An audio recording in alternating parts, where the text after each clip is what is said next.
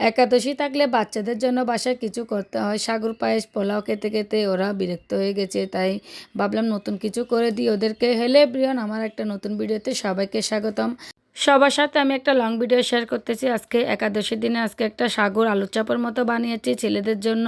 ছেলে বলল একটু আলু চপ খাবে, সেজন্য বানিয়েছি।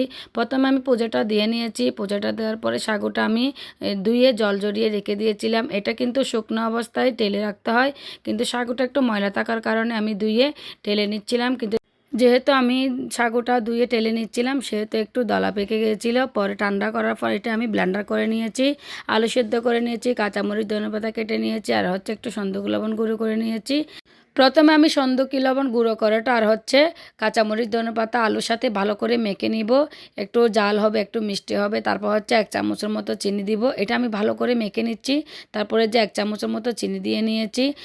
চিনিটাকেও আমি ভালো করে মেখে নিব আলুর সাথে। ভালো করে যখন মাখা হয়ে আসবে তখন হচ্ছে আমি সাবুদানা গুঁড়াগুলো দিয়ে দিব। এই সাবুদানা গুঁড়াগুলো কিন্তু আমি একেবারে মিকি করে নিই, একটু আস্ত একটু গুঁড়া এরকম রেখেছি।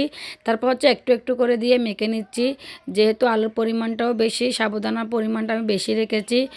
সাবুদানা কতটুকু লাগবে সেটা তো জানি না, প্রথম করতেছি, তাই হচ্ছে আমি বেশি করে গুঁড়ো করে নিয়েছি। একটু একটু করে দিয়ে মাখতেছি। কতটুকু লাগবে সেটা পরিমাণ মতো আপনারা বুঝে নিতে পারবেন। মাখার পরে যখন একটু শুকনো শুকনো হয়ে আসবে, দেখুন হাত দিয়ে যখন করতে পারতেছি ভেঙে যাচ্ছে না, তাহলে বুঝবেন এটা হয়ে গেছে।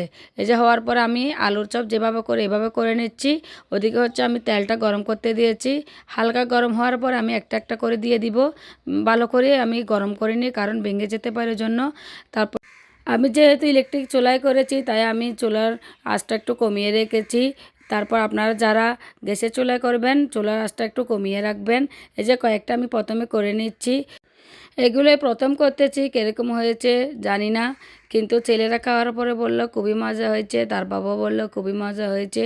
আর এগুলো কিন্তু সাবধানে উল্টাতে হবে। দেখুন এগুলো ভেঙে যেতে পারে, যেহেতু আলু নরম সাবুদানাও নরম, ওই জন্য আমি একটা একটা করে উল্টিয়ে দিচ্ছি। এগুলো এপিট এপিট করে ভাজা হয়ে গেলে আমি এগুলোকে নামিয়ে নিব।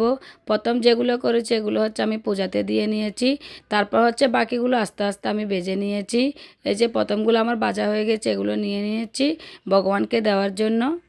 এগুলো যেহেতু আমি ভগবানকে নিবেদন করব, তাই এটা হচ্ছে আমি পূজা করে করতেছি আস্তে আস্তে।